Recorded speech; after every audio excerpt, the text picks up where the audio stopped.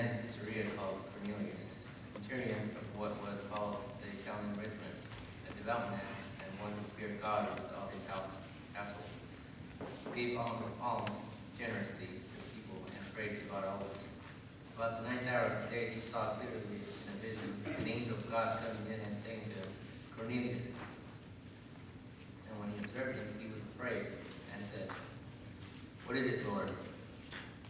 So he said to him, Your prayers and your alms have come up for a memorial before God. Now send men to Joppa and send for Simon, whose name is Peter. He is lodging with Simon, a tanner, whose house is by the sea. He will tell you what you must do. And when the angel who spoke to him had departed, Cornelius called two of his household servants and a devout soldier from among those who waited on him continually. So when he had explained all these things to them, he sent them to Joppa. The next day, as they went on their journey and drew near the city, Peter went up on the housetop to pray at about the 6th hour. Then he became very hungry and wanted to eat. But while he made ready, he fell into a trance and saw heaven opened and an object like a great sheet bound at the four corners descending to him and let down to the earth. In it were all kinds of four-footed animals of the earth, wild beasts, creeping things, and birds of the air. And the voice came to him, Rise, Peter, kill and eat. But Peter said, Not so, Lord, for I have never eaten anything common or unclean. And the voice spoke to him again the second time, What God has cleansed, you must not call common. This was done 3 times, and the object was taken up into heaven again.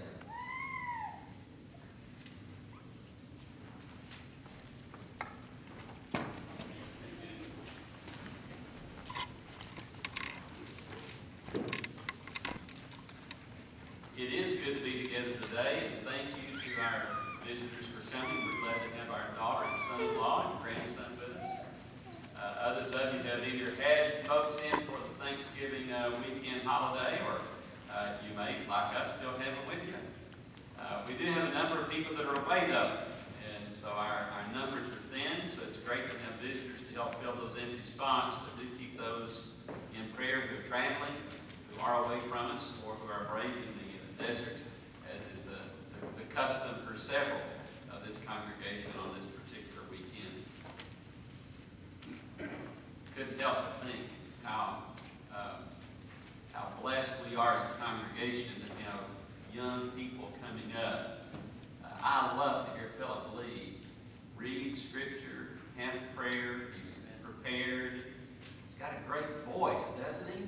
Just a great voice. I've mentioned before about Angel. I love that voice, but Philip has just a good voice as well. And it's always good to see our younger ones coming up and taking part even in our public assemblies, but even more so, taking part in going out and taking the gospel of Christ to others. Our lesson today is a lesson about taking the gospel to others. This one is a very supernatural, out of the ordinary, out of the norm kind of situation, and I believe there's a reason for that. We'll talk about that briefly. This is just an amazing, extraordinary situation on so many levels. When we look at the conversion of Cornelius, we're looking at the conversion of the first Gentile convert. There's been others who were Gentiles, non-Jews. That's what Gentiles means. It's a term that means nations, and the Jews referred to anybody that wasn't a Jew as one who was part of nations, the nations round about, the Gentiles. So there's been some conversions of people who were Gentiles, but they were Jewish proselytes before they became Christians. And as far as the Jewish people were concerned, the Jewish people who were becoming Christians, that was okay, because they had become a Jew first. They had submitted to circumcision. They were committed to keeping the feast days and the various aspects of the law of Moses, and that was okay. But here, we find a man who is, he is totally Gentile, non-Jewish, as far as we can tell at all. In fact, that's what part of the accusation made against him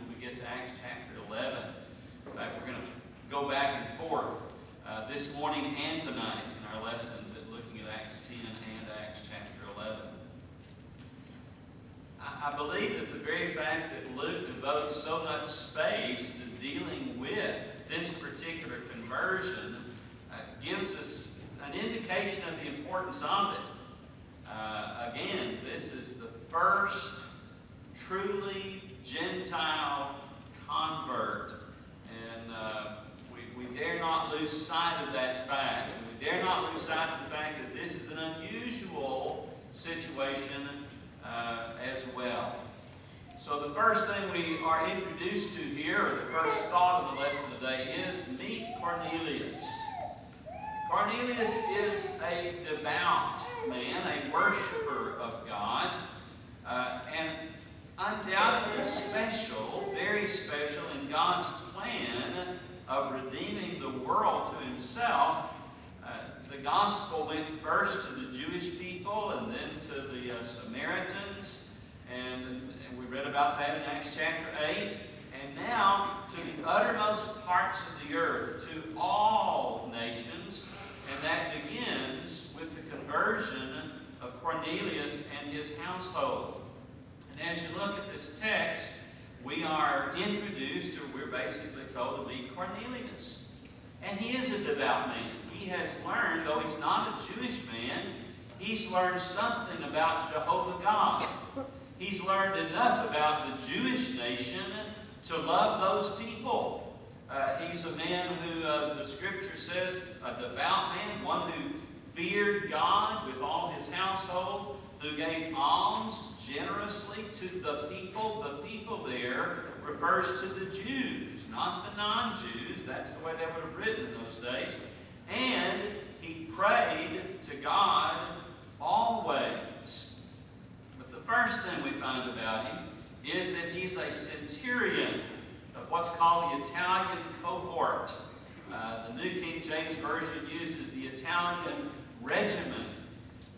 We would usually think about a centurion as being somewhat like a captain in our army. This man was held in high esteem by those that he had charge over, much more than like a general would have been. We'll look at that in just a moment.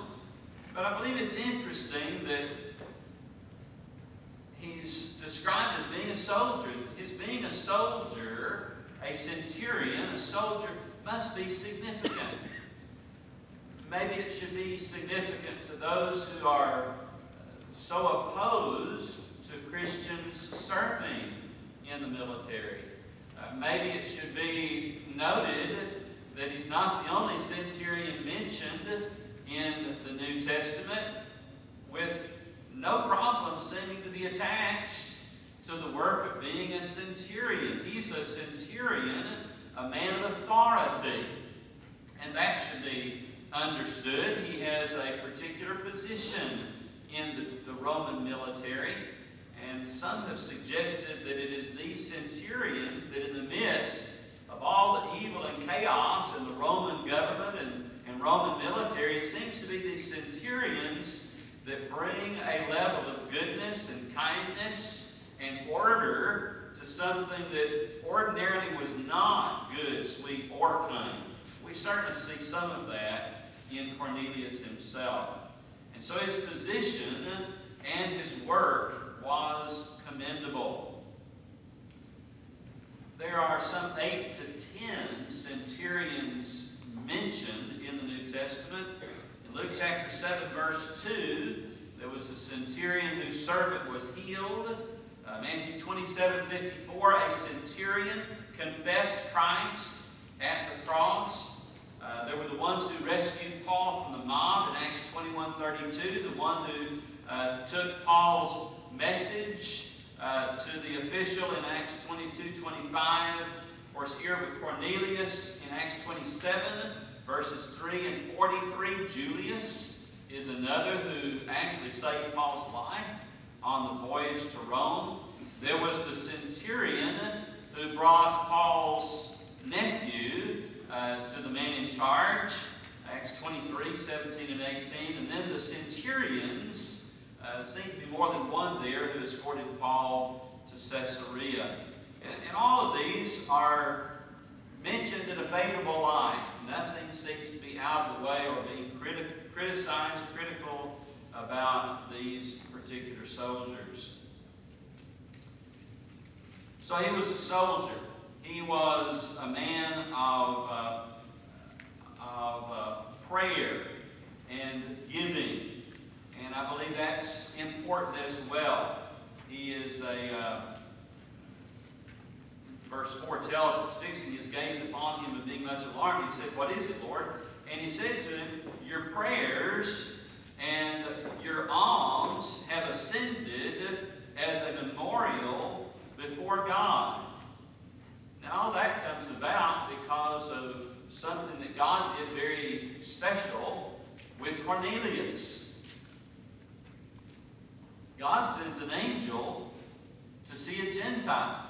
Now, if you're a Jewish person and you're reading through this writing called Acts some years later, I tried to put myself in the position of a Jewish person reading this years after the event, but as this writing got to be distributed, and wondering how I would feel if I were one of those Jews who believed that the non-Jews had no part in Christianity. God sent an angel to see Cornelius. Now the text tells us that, that about the 9th hour of the day, he clearly saw in a vision an angel of God who had just come into him and said, "Cornelius," and that tells us something else. But the angel came to visit him. There are those who know the Greek language much better than I do, who say that the terminology here, he clearly saw, or he saw openly, indicates that it's not just a vision as we might think of being in a dream, but he actually saw with his eyes an angel. It was real as far as he was concerned. And if you go down to chapter 11, verse 13, as Peter is describing the event, in fact, we'll just look at that real quickly. Chapter 11, verse 13, Peter says he told us how he had seen an angel standing in his house. Now, it may still have been what we would call a vision, but God made all that happen. And Cornelius saw an angel coming from God with a message to him. It's also interesting that the angel knew the name of Cornelius. Have you ever stopped to think that God knows your name? The angel knew the name of Cornelius. Now you may say, "Well, Jimmy, that's obvious. The angel is a messenger of God." Angels had a number of things that they did. At least 7 things are described in the New Testament. We're not going to get into all that. But one of the things that they did was they participated in getting someone who was seeking God with someone who could explain God to them, who could explain, in the New Testament, explain the gospel to them. And that was the role of this angel. So if this angel is sent by God to talk to Cornelius and tell him how he's going to go about the process of receiving salvation, he probably knew from God exactly who he was going to go talk to. Well, that says that God knew Cornelius' name, and God told the angel, "Go talk to Cornelius." So when the angel is in the presence of Cornelius, he calls him by name, Cornelius. Now, if you were in that position, if someone came into your room, TV goes off, there's a power surge, TV goes off, and you are focused on an angel, and that angel calls you by name, what would be your response? First thought might be, run. Who has infiltrated my house? How did they get in here?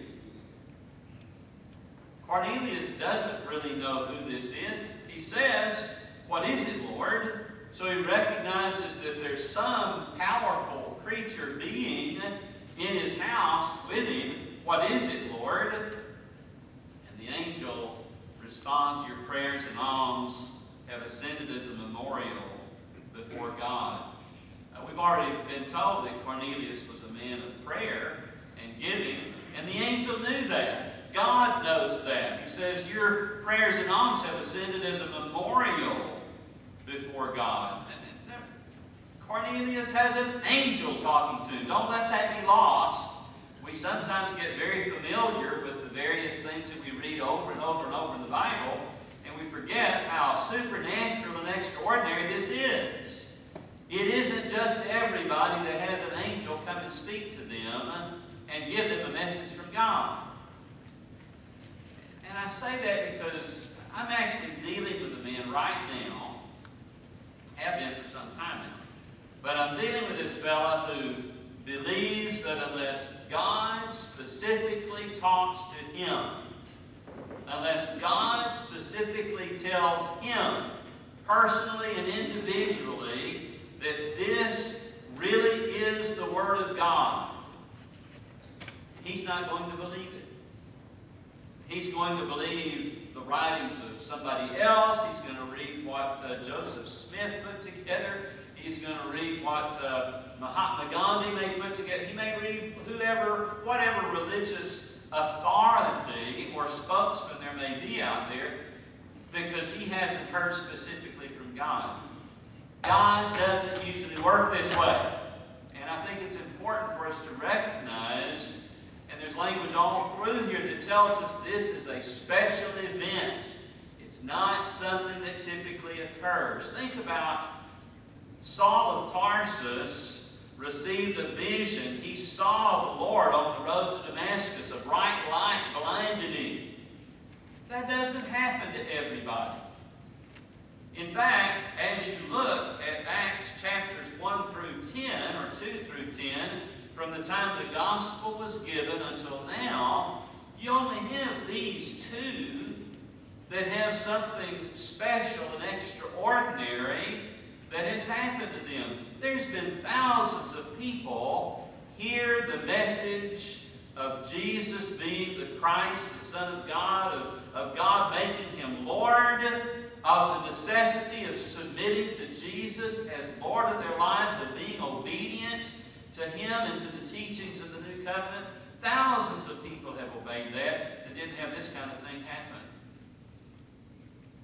And yet there's a lot of people in the world that really believe there's got to be something extraordinary that happens to you, or you really haven't heard from God. That isn't the biblical message, and I think we have to understand that this is unusual. This is not the norm. There are some great lessons here, though, that we do need to pay attention to, in spite of the fact that this isn't the norm for everybody. Cornelius' prayers and alms had gone up as a memorial before God. That's a great memorial. We talked about the memorial of the Lord's Supper. Most people in our world today, when they want a memorial about them, they're talking about something carved in stone or made out of brass. You know, it's cast in some way. And it's a memorial to them that everybody else is going to see, and they're going to take notice of how great this person is. And that's not the memorial that had gone up before God to Cornelius. Cornelius' memorial before God was his prayers and his giving. And by the way, Cornelius gave his own money to help others. It's interesting how Cornelius was described by some as a do-gooder. There's nothing wrong with being called a do-gooder. It's good to do good, right? It's good to do good. But let's be sure we're doing good of ourselves. There are some who get in the position of do-gooders, but their do-gooding is on the backs of everybody else and doesn't cost them a dime. That's not the idea that's presented here. Cornelius' giving and his praying had come up before God as a memorial to him. God recognized him. God loved this man with this spirit of worship to God and doing good for others. God loved that.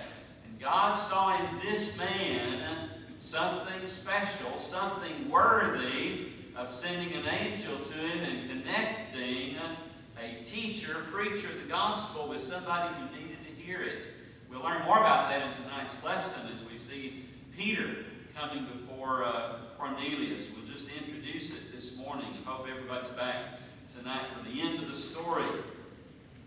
You have to question, why didn't the angel himself tell Cornelius what to do to be saved?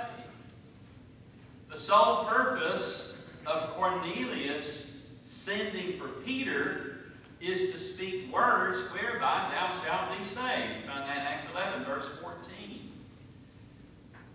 But Jesus had committed to the apostles, and through them to the church, to all of us, the word of reconciliation. Acts 1, verse 8, 2 Corinthians 5, 18 and 19. 1 Timothy 3:15, we are the church, the pillar and support of the truth. 2 Timothy 2:2, we are to teach others who are faithful, who in turn will teach others also.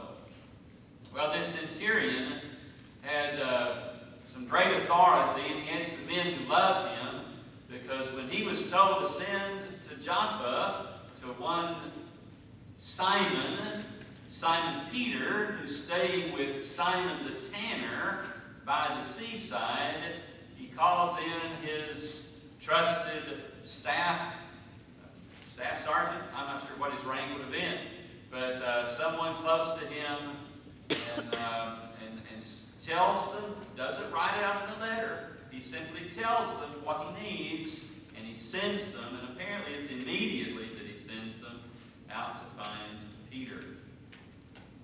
Then we come to the selection of Peter to teach Cornelius. The text tells us on the next day, as they were on their way, as the soldiers from Cornelius were coming over to Joppa to find Peter, as they're on their way and approaching the city, Peter goes up on the housetop about the 6th hour, that's noontime, to pray. One of the things you find with many of the devout Jews is that they prayed 3 times a day, evening and morning, and at noon I will pray and cry aloud, and he shall hear my voice, Psalm 55, verse 17. We find Daniel in the Old Testament prayed morning, noon, and evening, and Peter seems to have followed that same thing.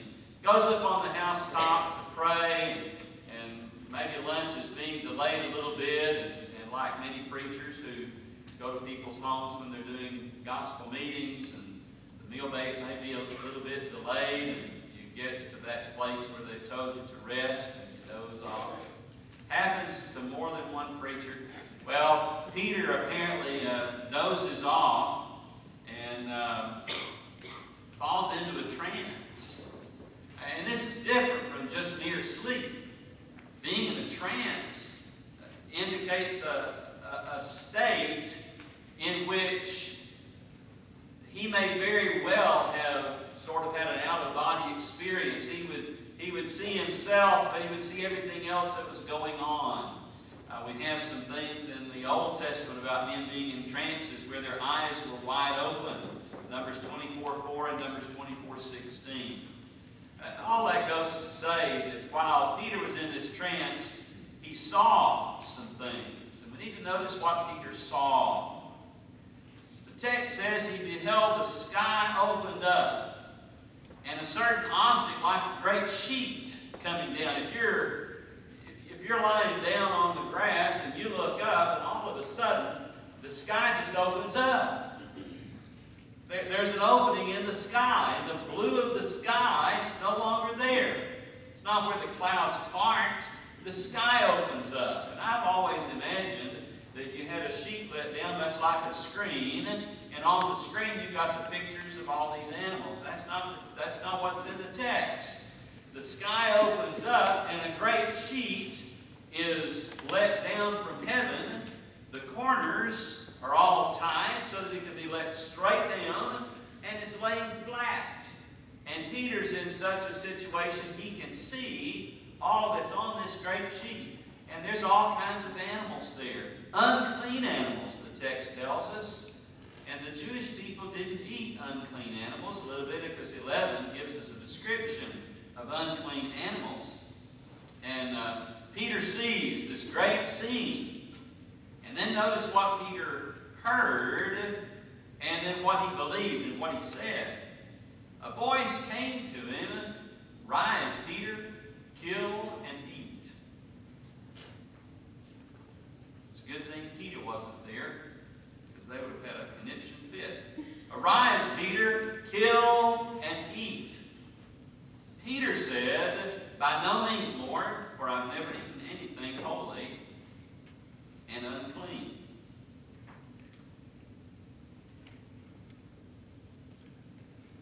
In all ages, can you imagine a child of God disobeying a command of God? No, Lord. Years ago, I preached a sermon called "No, Lord," an oxymoron. Those are terms that just don't go together. You don't say "No, Lord." Lord indicates someone that you obey. But as the story progresses, we understand that the Lord didn't really expect Peter to rise and kill and eat. He was trying to teach Peter a lesson that God had now cleansed that which had previously been called unclean. And this entire process occurred 3 times. The heavens are open, the sheet is dropped down, "Rise, Peter, kill and eat." "No, Lord, I just don't do anything like that." And the 3rd time, "Rise, Peter, kill and eat." "No, Lord, I don't ever kill an unclean animal so I can eat it. I don't eat that sort of food." And verse 15, when the voice came to him, "What God has cleansed, no longer consider unholy." 3 times that happened. What God has cleansed, let no one consider unholy. And boom, everything goes back. And there's a knock at the door. And with that as the backdrop, Peter is compelled to go to Cornelius. Compelled to go to Cornelius. Now that's a situation where you know that Peter would not have said, "No, I'm not going to this uncircumcised Gentile's house." That's not the time for a no.